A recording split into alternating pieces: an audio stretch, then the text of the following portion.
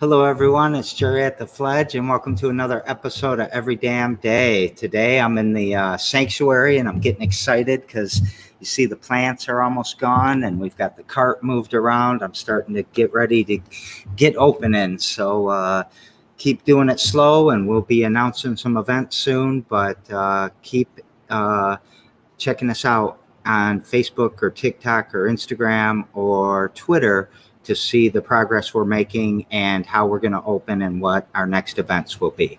So also want to shout out to Greenwood District Studios. I think they're doing well and are happy and healthy, and really proud of Amaru for everything he's doing.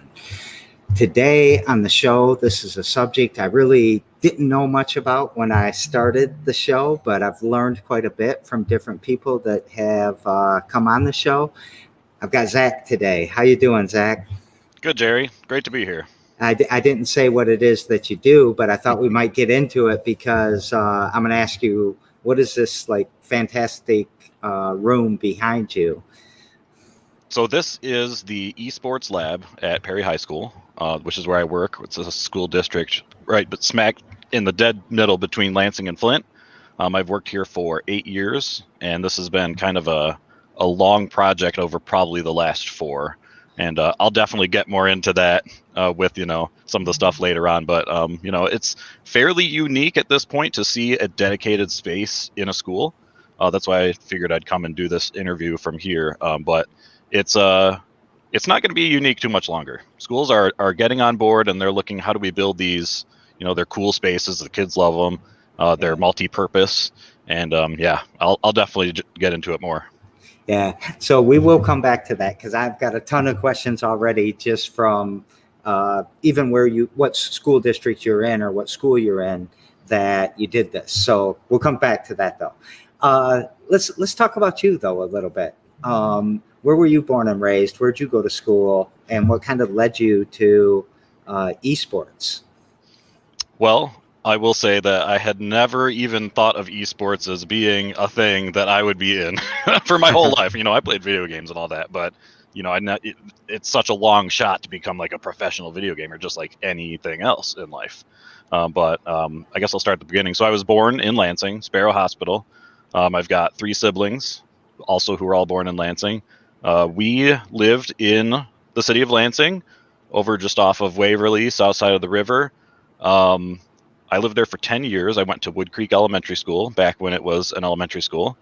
I know it's changed a couple times since then. I'm not sure what's there anymore. I know every now and then I'll go drive through my old neighborhood just to see, what's up, and it still looks the same. Everything looks a lot smaller than I remember from when I was a kid, but it's all there. So when I was 10, we moved out to a town just north of Lansing called Langsburg. And that's where I grew up. I went to Langsburg High School and graduated from there. I also worked there, and that kind of got my start working in school districts. So I'm not a teacher or anything like that. I'm the IT director for the school district. And so you can see how that might play a role in the whole esports thing. Went to MSU, commuted, because, we're right there. And you can see even my Michigan State shirt that I'm wearing. So Lansing, East Lansing, this I've grown up my entire life here. This is my home for sure. I moved to Perry, which is where I work, about 3 years ago. Has it been 3 years? I think it's been about 3 years. And I'm 20 minutes from downtown, and so here we are. So I work for Perry Public Schools. I'm the IT director. I mentioned that, and I guess Jerry just stopped me because I'm just going to keep going. No, I was going to stop you, but I didn't know if you had something to add there, because I want to talk about Perry, because I think I know about Perry because of high school and sports and all that, but this is back in the 80s. But when I think about Perry, I think about a couple different things. One is you get a lot of snow days, I think, a lot more than Lansing. It seems like you guys were always closed and we weren't. Yep. So I resent you for that. Our no. our former superintendent was really good at kind of saying, hey, all you other schools, you need to close too, because the neighboring schools are like, well, crap, they close, so now we gotta close. And it was like, I swear that one individual caused like this cascading effect in the whole state to be like, I guess we gotta close because they closed, and then just boom, it keeps going down the road. But yeah, Lansing never has school days. I don't know why. It's always like everybody else except Lansing. Well, I think part of it is because the parents really complain because it's childcare for so many of the parents, and yeah. But that's not really what I wanted to talk about with Perry. I always thought that Perry was pretty rural. Is it a very rural spot? It is. I mean, we're considered rural by any aspect that the government might use, but it's kind of an interesting conjoining of you kind of your like old school farming community, plus you're commuting. A lot of people here, they commute to Lansing or they commute to Flint. I would say probably more Lansing than Flint, but 20 minutes from 96, so a lot of people even live here and go down and work in the Detroit area. And so you've got that commuter, you've got the farming community, and also because we're right on 69, there's a huge truck stop right off the exit, so you get all of that kind of traffic as well. So I'm sure it's not unique, but it really feels unique when you compare it with the surrounding areas. Yeah. So when I think of esports and I think of gaming and I think of so much being online, it seems to me like, do you have fiber run there? Yep. See, I wouldn't have thought that. I thought there'd be a rural problem. Well, there used to be, and a lot of school districts and a lot of counties, and I will say Shiawassee County, which is where Perry is, was very much on the ball 20, 30 years ago, back when they installed the fiber in this county. So this county has had pretty good internet for the schools. Let me say that. My internet at home is awful. It's really bad. So, that's why I come and do this kind of stuff from the school and not my house. But the schools all have great internet, and the state of Michigan in recent years, in the past 5 to 10 years, has made a really big push to make sure that all the schools in the state have access to fiber internet. Well, not fiber internet, but usable, fast internet for all the students. So and that's awesome for esports, because now you've got these super, we're not rural compared to the deep UP, right? Right. There's just no way. There's not even a comparison to be made there, right? But all of the schools in the state have good internet, so we can absolutely compete with a school up in the Keweenaw Peninsula, which we did last year or this year, and it's just great. We can compete with a school down in Detroit, no problem. Never have to leave the room. Yeah, I think that sometimes we get caught up in what's happening in the city and we look at the digital divide as rich versus poor, but it can be, age differences, in generations. It can be where you live, how rural your community is. So this is great news to me. I'm super happy I've learned about this. And you probably love talking about IT all the time, right? I do. Yeah. You can put a stop to that real quick. Yeah, so I can too. I like it a lot. But let's get a little bit into the esports side of things. So what do you do for Perry with esports? So I'll kind of give you the backstory a little bit, because I think it's important. I think it was about 4 years ago. COVID's really kind of messed with my perception of time a little bit, but about 4 years ago, our former superintendent, the same one that liked to call on snow days, he mentioned to me and my coworker at the time, he was like, hey, esports, that's fun, right? That could be a thing. That could be a thing for schools. You guys should start a team. And we're like, yeah, that'd be great. Funny. And he was like, no, seriously, you guys should start a team. So do that. So we did. We're like, there wasn't really a good template to follow. There was a handful of schools like in the country that had started something like this, but it wasn't something that you could really just copy and paste what they did, because every school, there were so few examples out there. and everybody was doing stuff a different way. There wasn't really good organized competition. Everything was new, and I would argue to say that it's still that way. A lot more schools are on board now. There are organizations popping up left and right. There are companies popping up left and right to try to get a handle on everything. Mhm. And yeah, so 4 years ago, this room, we converted. This was just an old. I could probably get you some pictures at some point, but this was just an unused room, and it's not that big. I don't know if this camera makes it look that big. It's not big enough to be a classroom. It's like I don't know. It looks as big as my sanctuary. Yeah, that's probably about right. Not quite the height, but yeah, about that. So they used to use this back in the day for remote learning. Back when it was like a bajillion TVs and your teacher was over in another school district and you were sitting in the classroom watching them on those old big CRT deep TVs. Oh God, that was terrible to get out of here. But anyway, so we gutted this room down to the walls, and we're like, if we're gonna do this, we're gonna do it right. I love big projects, and I'm a pretty ambitious person, so it's kind of the thing where when nobody stops you, you just keep going, right? Yeah. So we started with some crap laptops I pulled out of a closet somewhere, and they were barely enough to run the one game that we played at the time, which was League of Legends.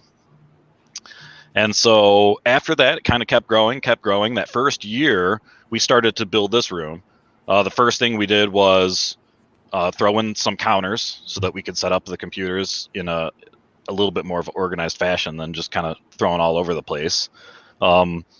Throughout that whole process, we slowly built up the computers little by little. Most of the computers you see in this room were built with parts that were donated.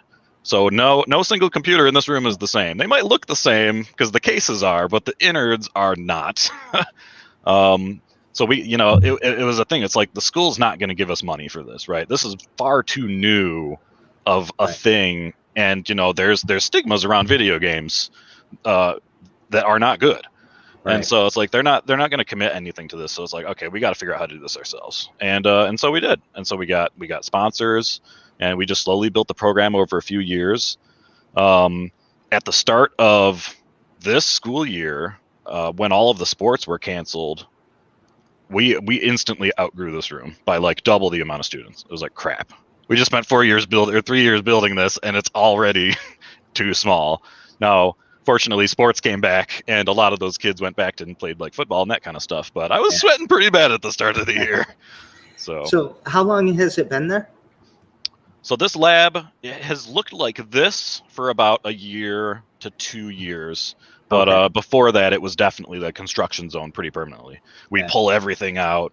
We'd rip up the carpet, put down new carpet, and then bring everything back in again. And what's cool is like all of the stuff that was done in here was not contracted out. It was done by us. It was done by the students as much as they could do without, having a whole bunch of liability and that kind of stuff. And that's what made it fun. I mean, the students own this space. This is their place to go in the school. 100% right. Yep. 100% right. How do you measure success of your esports program? So our esports program, let's take a step back. So esports is competitive video gaming, right? Yeah.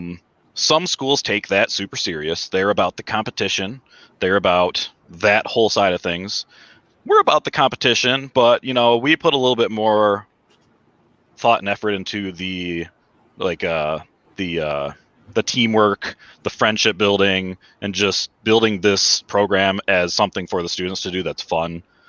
We are going to start a varsity team next year that kind of focuses on the competition a little bit more, but I think you'll find that probably a lot of the smaller school districts, they're starting up these programs to give the kids something to do, to give them another option, to keep them in school. There are students in this program, I guess there's not now, but in the past there's been students in this program that only came to school so that they could do esports. And now all of a sudden you've got leverage. You can say, hey, you didn't show up to school today, you can't compete. And it's like, well, crap, now you got to show up and do your work. Oh, you're failing 2 classes? Sorry, get those grades up. You can sit right out there and do your homework, See, you're leading me right into what I want to ask you. Thank you. So I want to expound on that a little bit more, if you don't mind. Yeah. So I think about esports and I think about, okay, when we moved into the Fledge, I had all these computers. I wanted kids to get involved with our coding club, but there was no way that I could sit out on that porch and say, hey, come in here and learn to code. What I did say is, hey, I got a bunch of computers you guys can use for free. What do you want to do on them? And they always wanted to play games, right? Mm-hmm. But then I got to engage with them and I let them do that all week. And we fed them chips and pop to begin with. And we went to water and vegetables. And on Saturdays, we started to say, well, if you want to keep playing games from 1 to 3, you got to come to coding club. Mm-hmm. And exactly what you're saying, and then there's so many kids that don't learn the way that we try to teach them, that school districts do. And I don't want to get into that too much, but there's just kids that don't do well, that are probably genius, that don't do well in high school. Absolutely. And Aren't once you've given up, I mean, once you've said, I hate school, I hate math, I don't want to be here, whatever, it's like, it's so hard to get over that hurdle without engaging them in some other way that is important to them. And who doesn't play video games? Everybody plays video games. You could be playing Angry Birds on your phone while you're in the bathroom. That's playing video games. Now, I don't know if there's really a competitive scene for that, but it exists. And so I shouldn't say we've never, but like, this is a prime opportunity to engage these students in something that they love already, that they all do. And that honestly is quite a lot of fun in the process. Well, as I was asking that question about how do you measure success, are you seeing and this might be way too much and we're like, that's for the accountants and we can go on to something else, but do you see an increase in attendance or an increase in graduation rates or an increase, or is it or even scholarships? Because that's another big important thing, right? I think it's too early to say. A lot of that stuff is going to come from this growing as a whole in the state. Right now we're kind of pushing from the bottom, but it needs to really, other schools need to get on board and the whole thing needs to grow.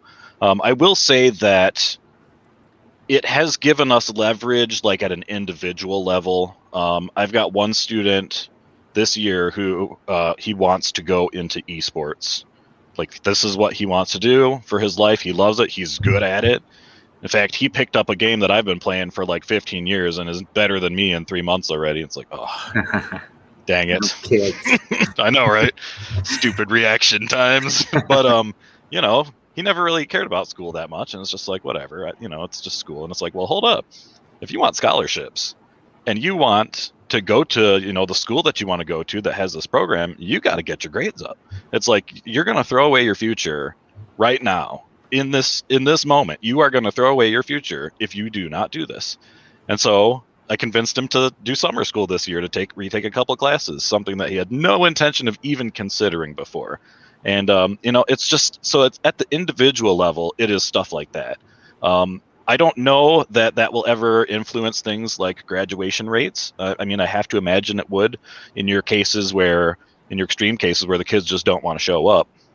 And I do know that there is a school in Michigan where they started their esports program solely for that reason and have expressed to me that it did make a huge difference in their attendance. Yeah.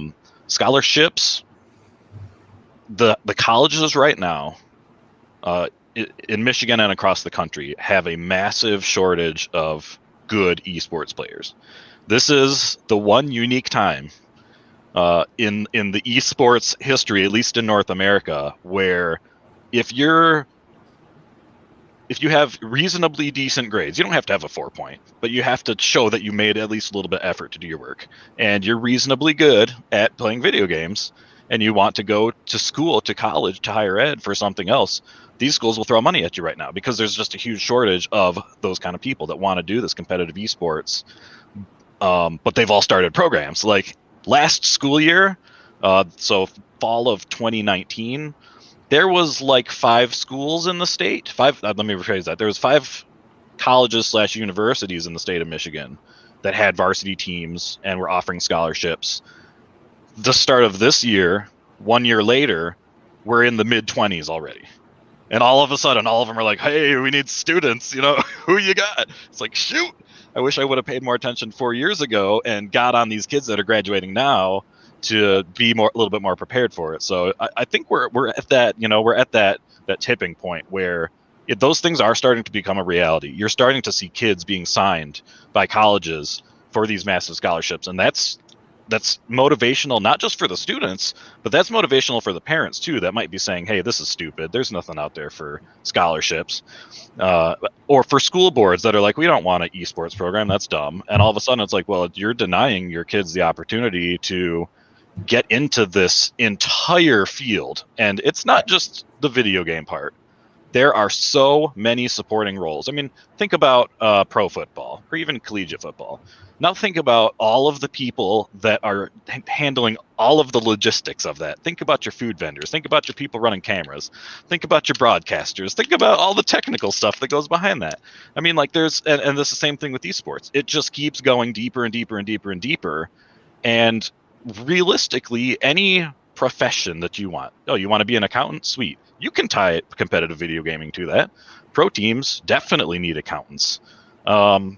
And just, I mean, I could give you a lot of examples, but I won't. Well, you're doing it again. You're leading me right down where I want to. No, it's perfect. Because then I don't have to talk as much, and it's what you're doing. And I love this because there must be so many pathways. So there's a direct pathway, get a scholarship and go be on the team. There's other pathways where, somebody had to put all those computers together. Somebody had to build that room. Somebody designed that chair. Exactly. All of these things. There must be tons of pathway careers that come with esports. Absolutely. And, there's one university that doesn't have an esports team that we should shout out. Michigan State University. Yep.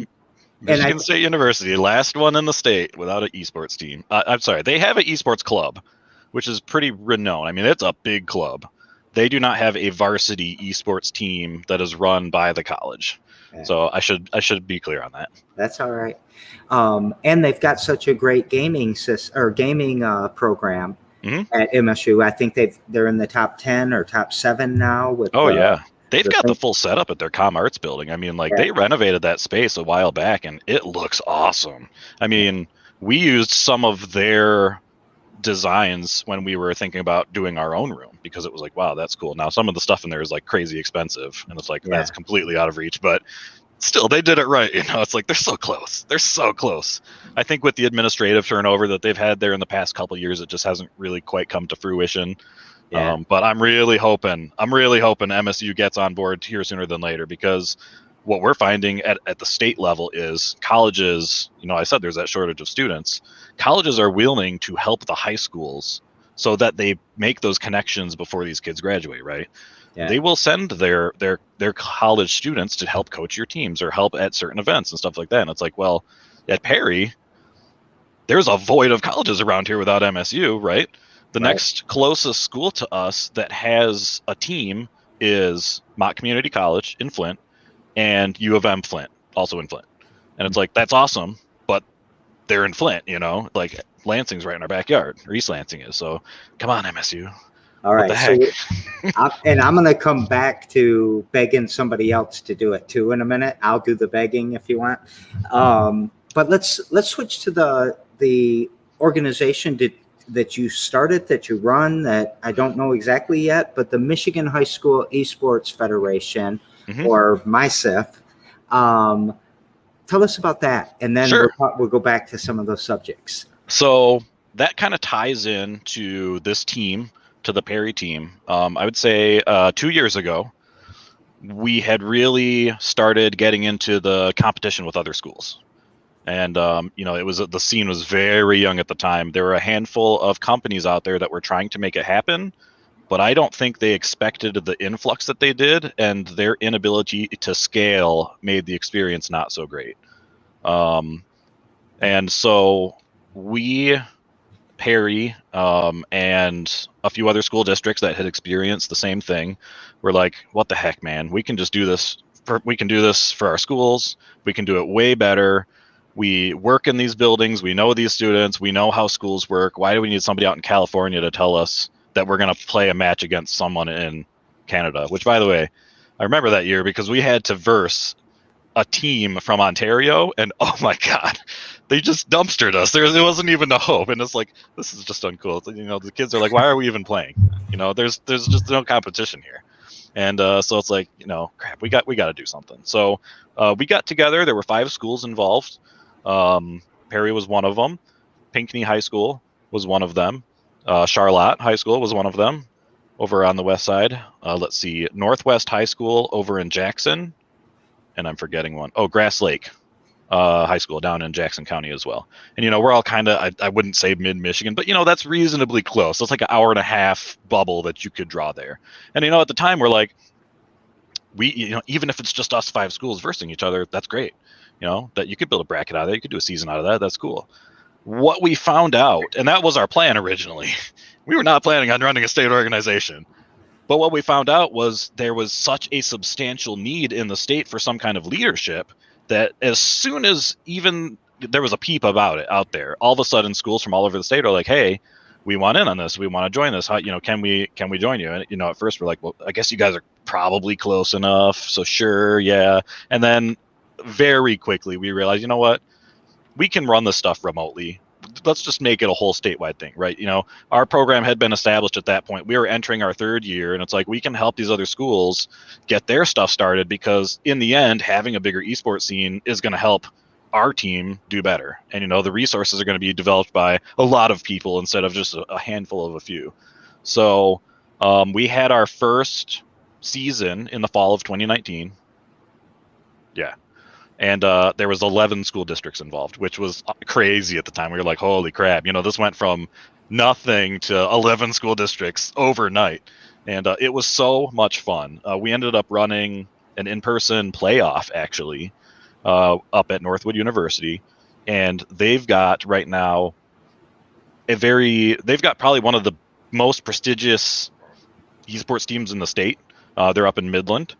And they've got their own custom space, and they've got all this stuff, and man, they've got the scholarship money. They are like, if you want a template for a collegiate esports team, you look at Northwood University. And that's not just a regional thing, that's countrywide. So they were really nice, and they said, here, you can use our lab, you can use our building. We ended up taking over this entire building with students. We had, I can't remember exactly now, but I want to say it was around 200 students in this building, and we ran our finals there.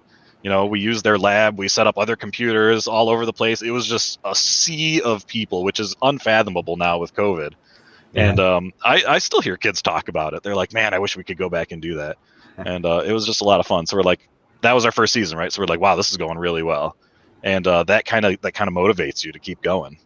So our next season. Oh, go ahead. Are you like the Michigan High School Athletic Association for esports, or not quite that yet? That's kind of what we're shooting for. There are certainly other organizations in Michigan that, have the same scope. Yeah. So I wouldn't say, and we're not really trying to be the only one, but we really want to provide all the schools the same opportunities, so that the scene grows faster. So, a lot of the really, really good teams, or I should say the schools that have committed to their teams, where they have stipends for their coaches, they have labs that can support the students, they've got all this stuff. They'll compete in multiple different leagues at the same time, throughout the year. So right. They might be competing in MySEF one season, and then they're competing with another for-profit company the next season, or they're competing with a regional, the next season, that kind of stuff. So our second season, we were like, okay, we got this. We're going. This is sweet. The week before our playoff event is when all the COVID shutdowns happened. And that sadly ended that season because, we were planning on an in-person event and nobody was prepared. Nobody was back to school. So we just kind of had to call the season there. So, sharp turn this year. Everything's remote. But that gave us the opportunity to really step into some of those other career paths, like streaming, shoutcasting, which is the same as announcing. That kind of stuff. Some of the more technical fields. I mean, I've got a student. He actually played this year, but last year the only thing he wanted to do was video. He wanted to do highlight clips. He wanted to do that kind of stuff. It's like, well, yeah, he can be on the team. He doesn't have to play. I need somebody to do all that stuff, right? kind of forgot where I was going with that. I got off on my tangent a little too far there. No, but I mean, that's, you watch like the YouTube channels or the Twitch, right? Yeah.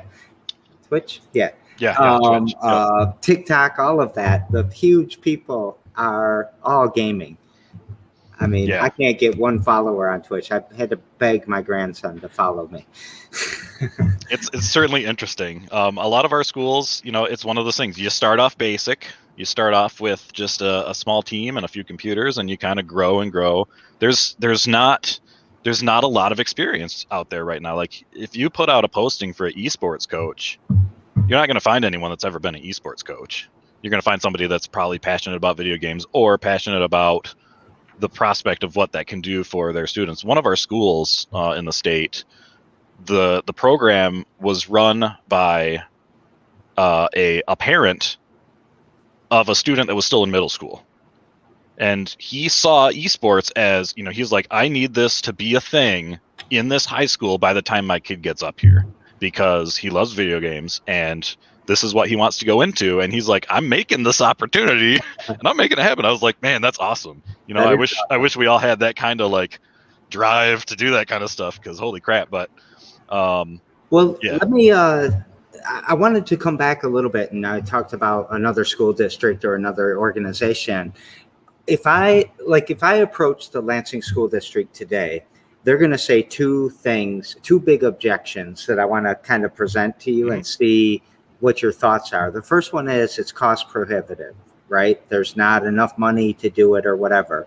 The second one's going to be, we've got enough problems. How can we justify starting this new program? And I know what my answers would be, but what would your response to those be? Well, I'll start with the second one first. It is hard right now for anybody working in a school to really want to start something new. With COVID that has happened, and just, the constant lack of funding at the state level over the past decade or so, it's been this slow decline to the point where teachers are just burned out. They don't want to do anything else. They're just done, and I can't blame them. I totally understand where they're coming from. But at the same time, it's like, school is about opportunities for students, right? And I think that's why you're seeing a lot of IT departments suddenly starting to run these esports programs. Before this, my interaction with the students was pretty negligible. I didn't know their names. I didn't, except for the troublemakers. I didn't interact with them ever. And now it's like, holy crap! Now I feel like I'm part of the school district, right? So they need to look outside of the box as far as finding people to run these programs. I wish MSU had some people they could provide, because that would be great, but not yet. But a lot of kids that graduate from that school district that are in that scene, they'd love to come back and coach. So there is, and like I was talking about earlier, like everybody plays video games, right? So you just got to find the people that are passionate about it, that want to do it. There are very few paid positions in the state of Michigan right now. Just about all of the teams are they're being coached for free. They're like, hey, this is sweat equity. I understand down the road there will probably be some money for this, but really, I want to start. I want to get this going. This is just too cool. This is such a big opportunity to pass up. Yeah. To answer your question about cost, yeah, please. It's really not. It's not expensive to run a program like this. So, take this room for example. We built this room for just about next to nothing. I think the only thing that we actually had to pay for in this room was maybe the carpet. I think it was just the carpet. You can go out, you can find sponsors, you can find people that are willing to donate. We talked to the manufacturers of these chairs and said, hey, we need a discount. Our computers were all built from used parts. People want to be part of esports right now. It is the hot thing. And so schools need to tap into that and get that funding while it's hot. Schools right now just are getting an absolute metric crap ton of money from the federal government for everything that has to do with operations, everything that has to do with improving the experience for schools. So let me just throw some numbers at you real quick. This year, I had so we run a middle school program as well. So, and our middle school is 5th grade through 8th grade. So between 5th grade and 12th grade, That's 8 grade levels. We had about 10% participation across the entire spectrum. That's 1 in every 10 kids in the entire high school and middle school that have competed or participated in something esports. This, I'll tell you, before school was out, this room was busy every single day after school till 6 or 7 o'clock at night. And it's not just this room. I mean, we've expanded out into the next room and even to the next room, and it's great. But the kids they just love to be here. And how much school, so our school was our track is like super. It needs to be redone, right? It's bad. They're talking that it's going to cost hundreds of thousands of dollars to replace the track. It's like, do you know what kind of facility I could build for $100,000? And so, it all comes down to perspective, right? Right. Look at it in terms of how much is it really costing you to start this program when you're comparing it to building a football stadium. Not even comparable. Not even close to comparable. But I will tell you, last year, I had a bigger esports team than our varsity football team. So, let's just be realistic here. Let's see your jersey, too. Oh, heck yeah. Let's give a shout out to these guys if you feel like it. So this is our jersey. Hopefully my camera focuses on here. There we go. Nice. And, this is you can see the sharp edges, that whole sporty esports look. These were sponsored by LAFQ, as you can see. They were very generous. They came out a few years ago, and we kind of explained what we were doing and what we were trying to do with this, and they thought it was great.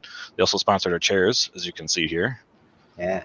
So really appreciate that. Really appreciate it. And it's great to have a local company like LAFQ that is willing to do that. And once again, there are companies out there that are willing to do that. And right now, esports is the hot thing, so they need to tap into this. But the way I see it, it's like, Lansing School District, they've got a big budget, especially compared to like our school district. It would cost them a fraction of that budget to actually start something small in a single one of their high schools, and let it grow from there. I do know there are some schools that have done pay to play and that kind of stuff to fund it. I don't like that model. I don't think it works. The demographics here are not very wealthy, and I just wouldn't have a team. Most of my kids don't even have a computer at home, so they come and this is their technical thing for the day. This is what they come and do. This is how they socialize. See, that's part of why I'm so fascinated with you building that team in Perry, where I think rural poverty, rural digital divide, and maybe not kids that are like those, that gaming is for those nerds in the city or something like that even. And there's a group that I want to give a shout out, and it's Proven Esports here in Lansing, that is really trying to close the divide in Lansing. Because I think if you start naming those districts and those regions again, it's not a large black and brown community, for example. So there's a lot of disparity, like you and I talked about before. I'm not coming at you sideways, right? No, you're good. I don't want people to think I'm being a jerk. But there's a lot of disparities between black and brown participants in esports. And I think that Lansing could change that, because when I was at their events where they invite people, it was not all white kids from the suburbs that were here. It was black and brown kids from our neighborhood, from Detroit, from Grand Rapids. And this, it's not the interest that kind of divides it. It is the access to a team or access to the resource. And it seems like you're making it sound pretty easy. If you had a dedicated person, the rest of us could come together and figure out how to get the resources, the free chairs, free carpet, free tables, free computer parts until we see the results. And like I said, we started with stuff I pulled out of a closet, right? This is not how we started. Right. We had to prove ourselves first. So I know darn well Lansing School District's got some extra desks somewhere that they can use. And, they probably have a computer lab somewhere that they can already use. If they're renovating a space or redoing, usually technology has a life cycle, right? And so you refresh it every 4, 5, 6 years, whatever. So maybe the next time they refresh a lab, they beef it up a tiny little bit more just to make it so that they can do, they probably have a CAD lab. They probably got all this stuff. I would bet you money that they could probably start a program with zero expense, except for finding the person to actually run it. You got me thinking because they put haptics in the old Harry Hill. I forget what the vocational school on the south side, which is like the largest motion Oh yeah, yeah. camera in North America, or between LA and New York. And we should put something over there. You got me thinking. I want to do this for Lansing. I'm excited. All right, you're the coach now. No. So what's something you do every damn day to push all of this forward? Because even though you're an IT guy, it seems like you're really pro kid. I don't know how that happened. Well, I grew up, like I said, with 3 siblings. My mother ran a daycare out of her home for the longest time, and so I've always been around kids. I worked at my old high school back when I was going to college, and I work here now, and so there has never been a period of my life where I am not constantly surrounded by kids. I don't have any kids of my own. I'm not married. I'm a single guy with a lot of time. And it's really fun to put all of this stuff together, and it's satisfying to see how it's actually making a difference. You know, people say all the time that teachers make a big difference. It's like, well, with esports, you can actually see it. You can see how their thought processes are changing and how their motivations are changing, and you can guide them into that. I mean, like it's just awesome. I absolutely love it. What's something I do every day? I had something good earlier, and now I can't remember what I was thinking. Huh.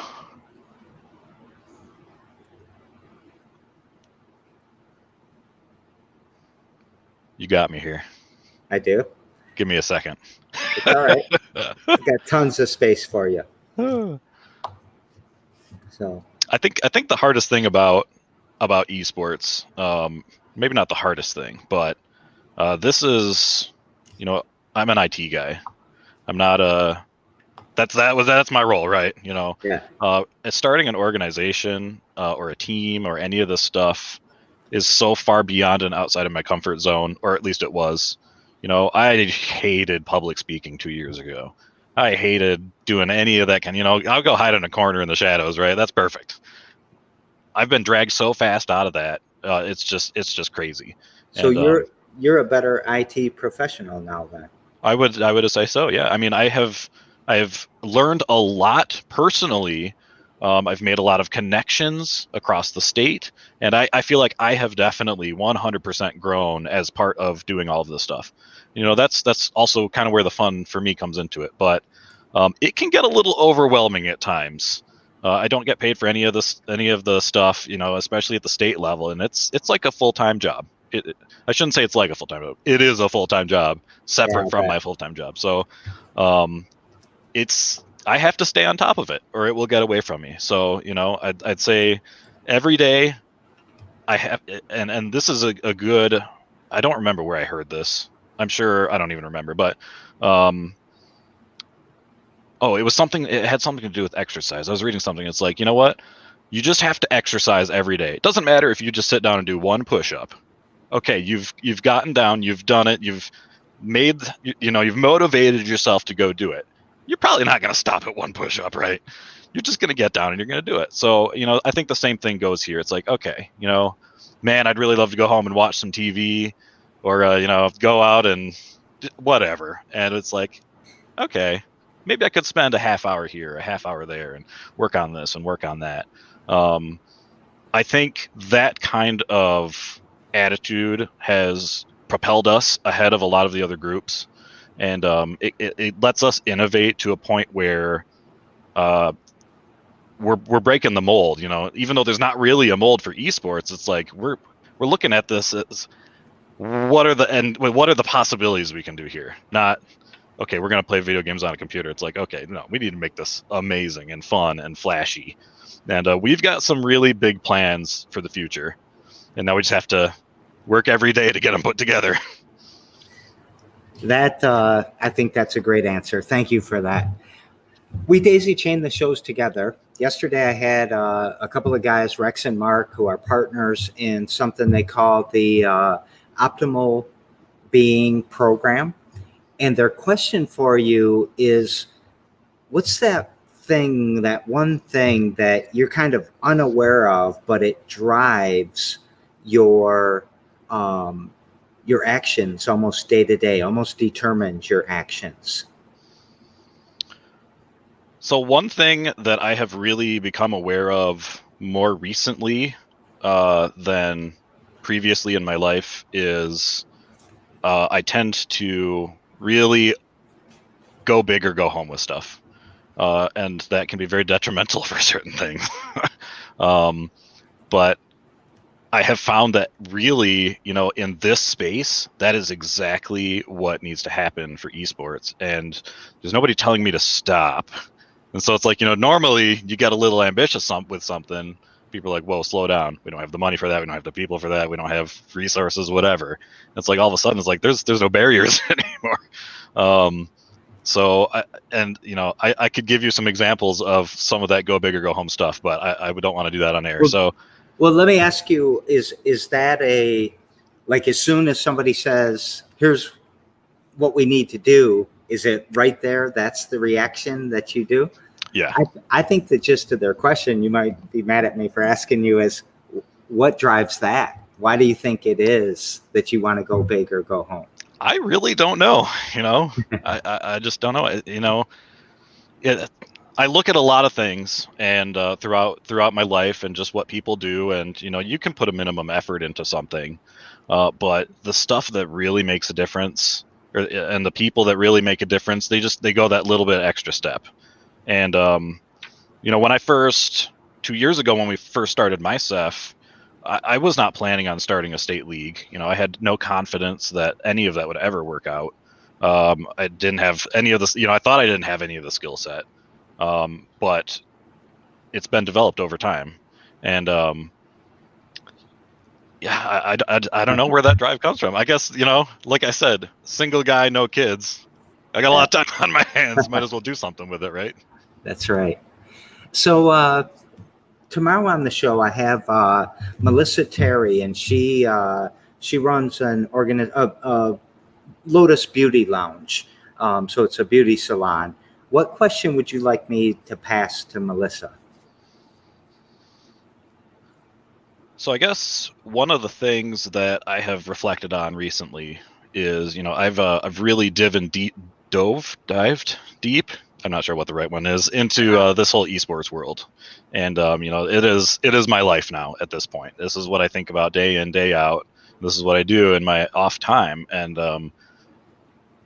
I have noticed myself that I've paid less attention to stuff that's happening out in the world, or stuff that's happening out even in my own school district, or any of that kind of stuff. So I guess my question for her is, assuming that she's in that same boat with what she does, how does she keep herself?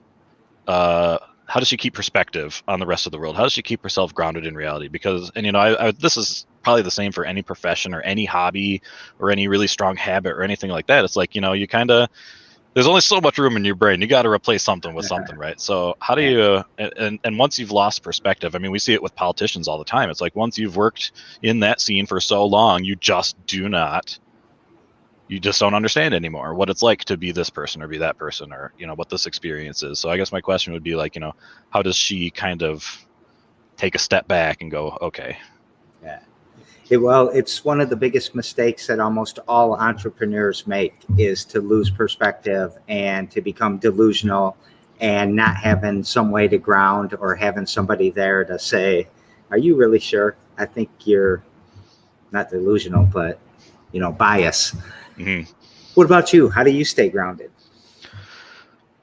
Oh man, how do I stay grounded? Well,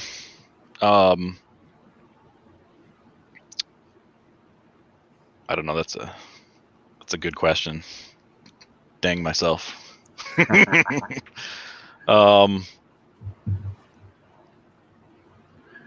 It could be I don't. That's why I'm asking somebody else. Well, it's something that I've reflected on. Like, am I keeping perspective? I always remember as I was younger thinking, how can, and I'm not talking about anybody specifically, but it's like, you see somebody and you're like, how can they not understand what it's like to blank?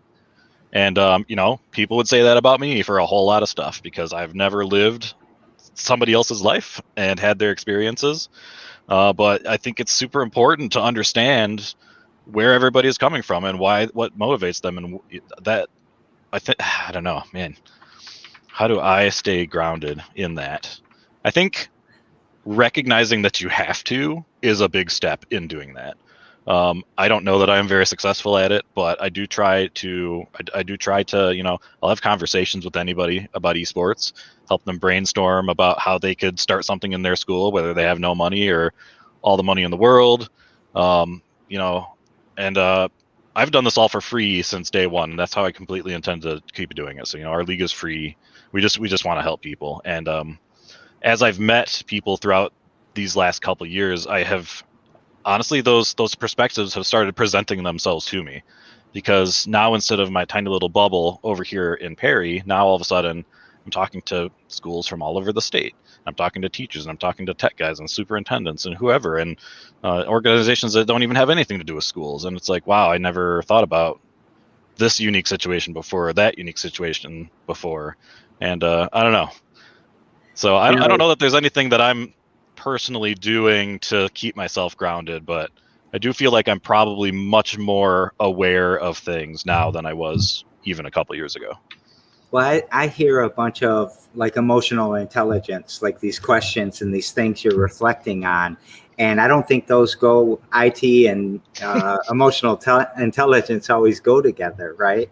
I mean, nobody wants to call the IT guy because he's going to come down and make me feel stupid and, Yep. Whatever, right? And I bet you that paradigm is even changing around you. I'm just curious. That would be my hypothesis. I hope people have not thought that about me. I've always tried to be a reasonable, happy person, and I didn't mean to imply that. No. I'm sure there are people in this district that are like, "Oh my god, the tech guy." But yeah, I mean, like I mentioned before, I do feel like I'm a much bigger part of this district now that I am involved in this way. I'm not just the guy that fixes the computers anymore. And sits in my office all day in the dark working on stuff, working on fixing servers, whatever. I'm in the schools, I'm talking with the teachers, the parents, the principals, the students, and making plans and doing things and getting involved. And I think there's IT people out there that think that's the worst thing they could ever possibly imagine, but I think for me it was exactly what I needed to kind of move my life forward a little bit. I had been working here for 4 to 6 years, and just no plans to move on. This is a great job, I'm comfortable, let's just keep going. And that going back to that whole go big or go home kind of thing, saw an opportunity to really implement that again. And yeah, nice. I don't know if that answers your question or not. If nothing else, we're discussing it, but I think it's a great answer. Happiness, sadness, joy, or hope? What word pops out that you want to talk about? Let's talk about hope. What gives you hope?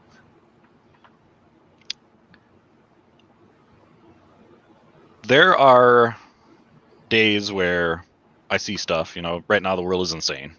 And it's really easy to lose hope, to not have hope. To just be completely depressed about everything that's happening in the world.